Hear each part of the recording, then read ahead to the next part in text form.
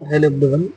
Industrial dispute act 1947 का ये videos है। ठीक है, आपको पता होगा कि एग्जाम का डेट जो है 10 सितंबर को सबका है। ठीक है, अब ये आखिरी पड़ाव है और आखिरी पड़ाव में हमको बहुत ज़्यादा डिटेल में पढ़ने नहीं है। जितना हो सके कम से कम आपको जो है ये चीज़ें जो इम्पोर्टेंट पॉइंट्स है हर एक के, उनको आपको ध्यान देना है।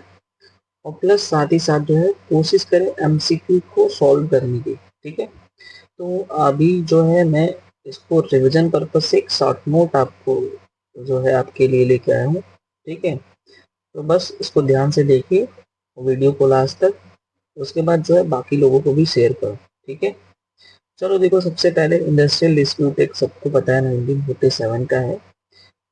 ठीक है, उसके बाद जो है ये क्या काम कर रहा है, इसका बेसिकली फोकस है कि जो भी जो वर्कर हैं, ठीक है, उनके जो भी डिस्प्यूट वगैरह हैं, ठीक है, उनको सेटलमेंट करना। एम्प्लॉइज और वर्कमैन के बीच जो डिस्प्यूट है उसको सेटलमेंट करना। और ये पहली बार 1947 में नहीं बना, इसके पहले भी जो है इससे रिलेटेड लॉ बन चुके हैं जिसका नाम है employers and workman dispute act 1860। ठीक है, 1860 का भी पहले हो चुका है। ठीक है, तो इसमें बेसिकली जो इस एक्ट में इंडस्ट्रियल डिस्प्यूट एक्ट 1947 की ऑब्जेक्टिव है वो यही है कि क्या कर सकता है, इन्वेस्टिगेट कर सकता है जो भी डिस्प्यूट होगा और उसका सेटलमेंट करेगा इंडस्ट्रियल डिस्प्यूट का। और उन लोगों में क्या रिलेशन है उनको जो है बना के रखेगा एम्प्लॉयज और जो है एम्प्लॉयज है। टोटल अगर चैप्टर की बात करें तो 7 है, टोटल सेक्शन 40 है। और इन्फोर्समेंट 1 अप्रैल 1947 को जो है इसका इन्फोर्समेंट डेट है। अब कुछ इंपॉर्टेंट डेफिनेशन जो है पूछे जाते हैं। देखो, डेफिनेशन इतना हर एक्ट में हमको जो है अगर देखें तो कंफ्यूज हो सकते हो। ठीक है, लेकिन हम जो है शॉर्ट नोट के हिसाब से आपको एक एक चीज क्लियर करते चलेंगे। जो मैं बताऊं अगर आप इतना भी कर लेते हो तो आपको एग्जाम में क्वेश्चन मिल जाएंगे। देखो, 50 क्वेश्चन में अब देखो यहाँ पे इतने सारे, कम से कम 15 से 16 एक्ट हैं, उसमें से जो 50 क्वेश्चन पूछेंगे। सेक्शन बेस्ड क्वेश्चन मान के चलो कि कम से कम अगर आते हैं 6-7 नंबर के। ठीक है, बाकी सारा थोड़ी ना सब सेक्शन बेस्ड होगा, तो बेसिक अंदर की बातें पता होंगी तब भी।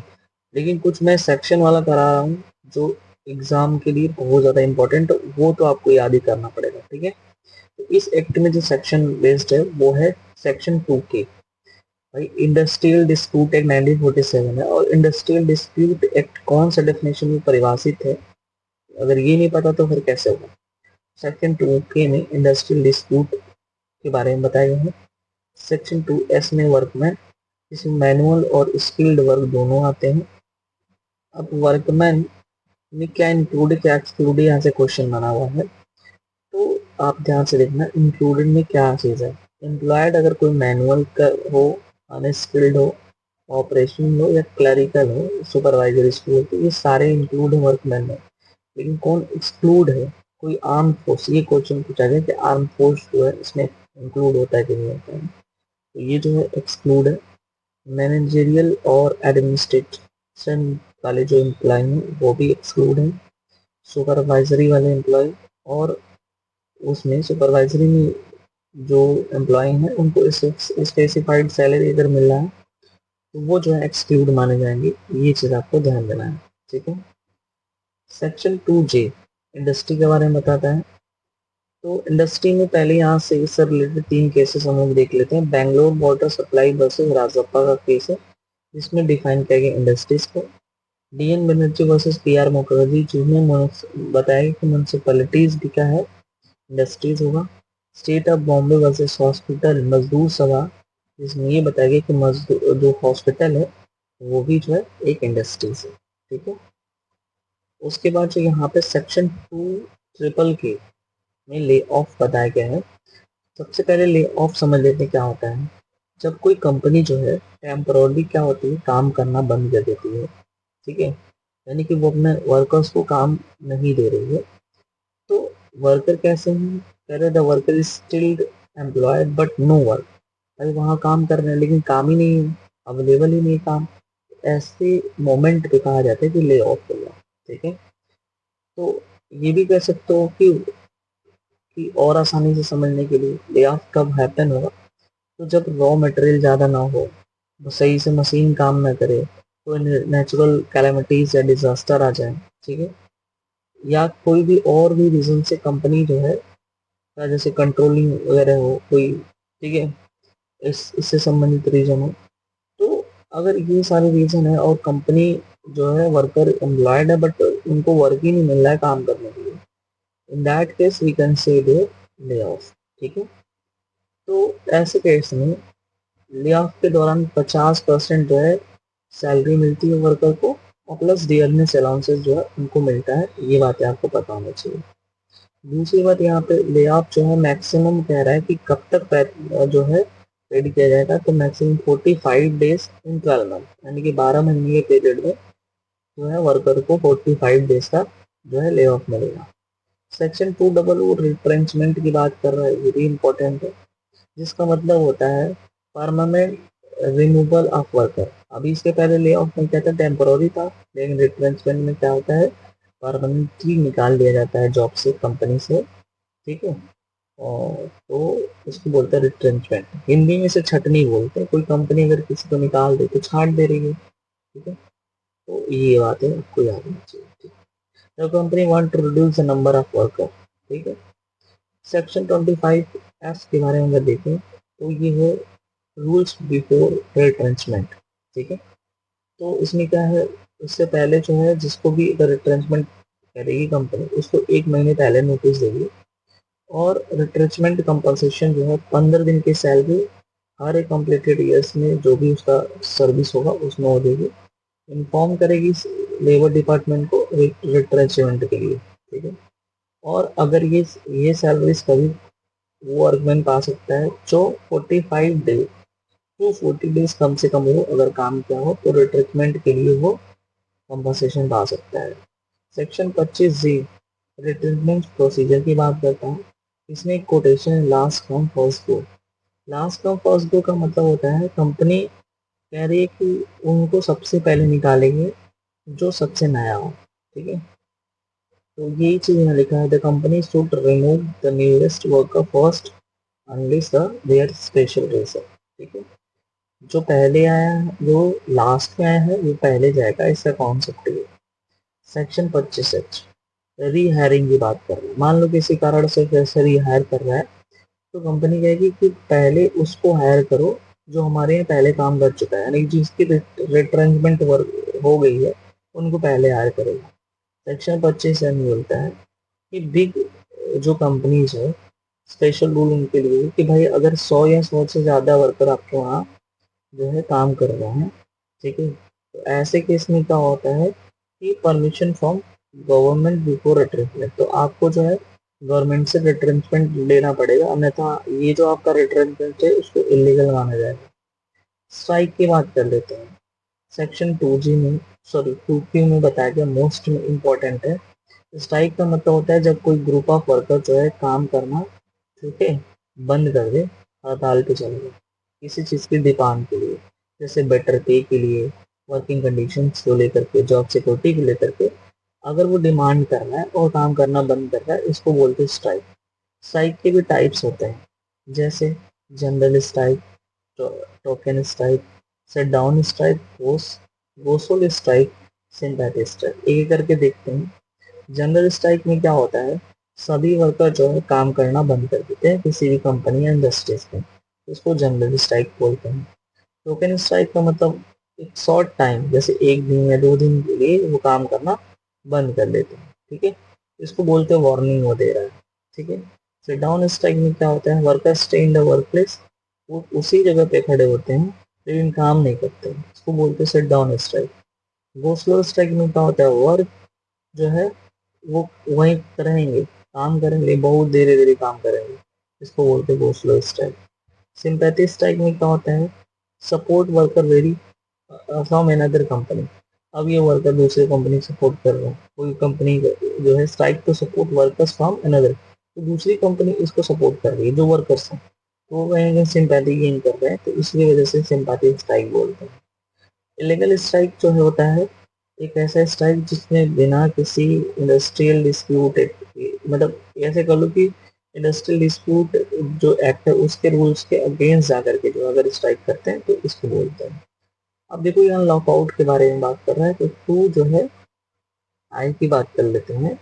जब एम्प्लॉयर कह रहे हैं कि क्लोजेस द वर्क प्लेस और स्टॉप वर्कर्स फ्रॉम वर्किंग, तो यहाँ पे जो है क्या कर रहा है, एम्प्लॉयर जो है काम करना बंद कर दे रहा है, ठीक है, वर्क प्लेस ही बंद किया है, ठीक है, लॉकआउट होगा। सेक्शन 22 लीगल वर्क लॉकआउट्स, तो यहाँ पे जो है लीगल में कह रहे हैं कि पब्लिक यूटिलिटी सर्विस रिक्वायर होगी, 14 डेज पहले जो है नोटिस हमको देना होगा, और no lockout during cancellation 7 days. अगर कोई कह रहे हैं कि no lockout during cancellation proceeding है, कोई कैंसिलेशन प्रोसीडिंग है, तो उससे 7 दिन पहले जो है कोई लॉकआउट नहीं होगा। इलीगल लॉकआउट जो कि 24 में बताया गया है, अगर 23 और 22 और 23 के नियमों का उल्लंघन करता है तो ऐसे को बोलते हैं illegal lockouts. Section 2 double R जो कि वेजेस के बारे में बताता है, तो वेजेस में यहाँ पे आपको ध्यान देना है कि वेजेस में क्या चीज़ इंक्लूड है, क्या चीज़ एक्सक्लूड है, यहाँ से क्वेश्चन पूछा जाता है।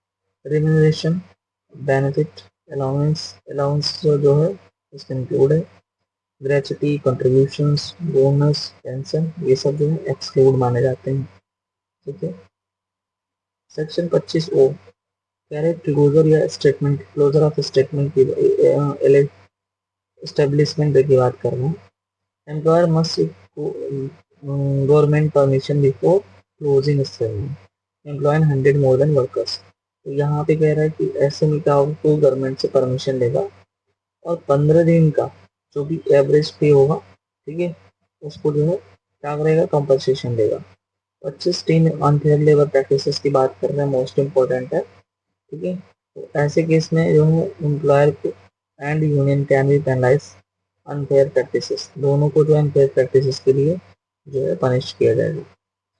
कह रहे कि फिफ्थ शेड्यूल में जो है आउटलाइन दी गई जो है फेयर लेबर प्रैक्टिसेस की, जैसे लेबर के या वर्कर्स के राइट्स को प्रोटेक्ट करना, ठीक है, एम्प्लॉयर की इंटरफेरेंस जो भी मैटर है उसको देखना है, ठीक है। अब अथॉरिटीज़ की बात कर लेते हैं। सेक्शन 12 में, 13 में और 15 में अथॉरिटीज़ दिए गए हैं।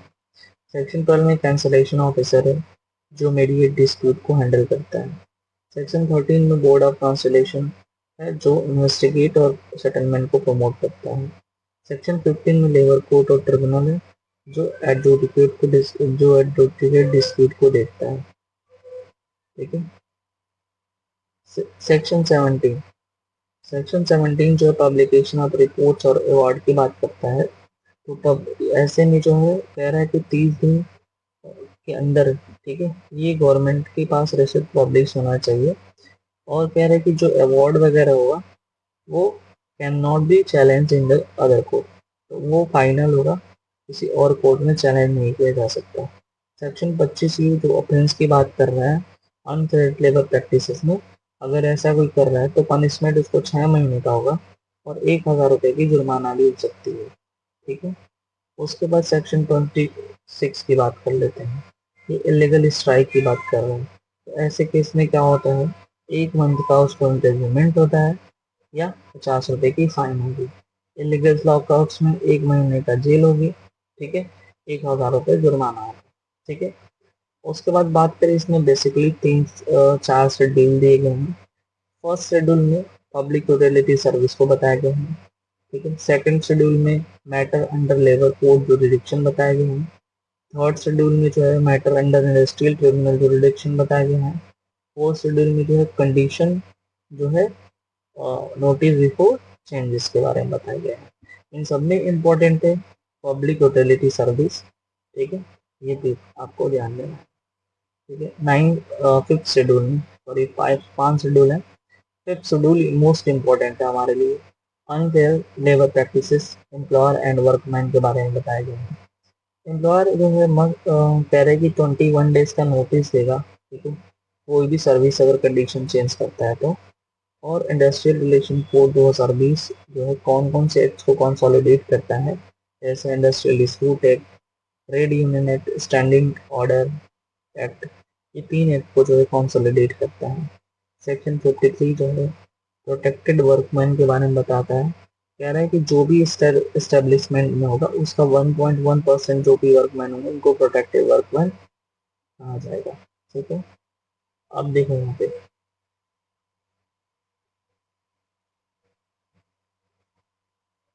मैक्सिमम जो है कह रहा है 100 वर्कर होंगे। ठीक है, और closure notice given at least before 60 days, तो क्लोजर के लिए 60 दिन पहले जो है नोटिस देना पड़ेगा अप्रोप्रिएट गवर्नमेंट को। कुछ और बातें देख लेते हैं। बदली वर्कमैन क्या होता है? बदली वर्कमैन में अगर किसी वर्कमैन के बदले में कोई दूसरा काम कर रहा है तो उसको बोलते हैं बदली वर्कमैन। कंटिन्यूस सर्विस इंपॉर्टेंट है, सेक्शन 25 में बताया गया है। प्रोहिबिशन ऑफ ले ऑफ 25 में बताया गया है। The court of inquiry under the industrial dispute 1947 will conclude the proceeding within 6 months। 6 महीने के अंदर जो ये कोर्ट ऑफ प्रोसीडिंग कंक्लूड करेगा। वर्क कमेटी जो है बाई पार्टी बॉडी होती है। ठीक है, कंसोलिडेशन जो ऑफिसर होते हैं जनरली जो है कह रहे हैं कि 1 महीने के अंदर जो है वो उसको प्रोसीडिंग को कंक्लूड कर सकते हैं। और ये जो एक्ट है हमारा मिनिस्ट्री ऑफ लेबर के अंतर्गत जो है हमारा ये एक्ट आता है। ठीक है, the history of consolidation started in India from the trade dispute इन 1941, यहाँ से स्टार्ट हुआ था। कलेक्टिव बार्गेनिंग जो है कह रहे इंडियाज में कह रहे use a method of settlement in industrial dispute under the code of dispute and industries. ठीक है, अब देखो कलेक्टिव बार्गेनिंग में हम देखेंगे तो उसमें पूरा डिटेल में हम देखेंगे इस और बातों को। पहले ये सारा देख लेते हैं। तो वेलफेयर ऑफिसर होता है उसको सेफ्टी वॉल्व कहते हैं।